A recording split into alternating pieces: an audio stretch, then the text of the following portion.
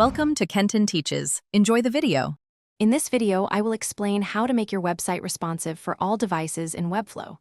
We'll cover understanding Webflow's responsive design principles, learning to use breakpoints effectively, and ensuring your content adapts beautifully across various screen sizes.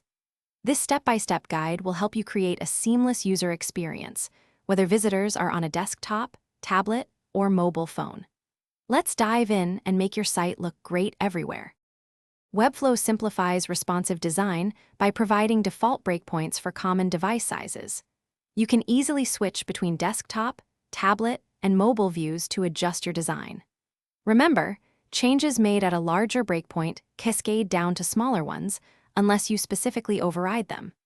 You also have the flexibility to add custom breakpoints to target specific screen dimensions, giving you precise control over your layout. When styling for different devices, select an element and then adjust its properties at the current breakpoint. For optimal flexibility, use relative units like percentages for widths and heights and em or rem for font sizes. This ensures your elements scale proportionally. Avoid fixed pixel values for dimensions that need to adapt.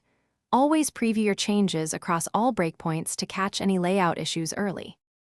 After making your design adjustments, thoroughly test your responsive layouts. Use Webflow's built-in responsive view to quickly check how your site looks on different screen sizes. For the best results, also test on actual physical devices like tablets and smartphones. Pay close attention to readability, ensuring text is clear and legible, and that all interactive elements are easily accessible. Refine spacing and typography as needed for a polished user experience.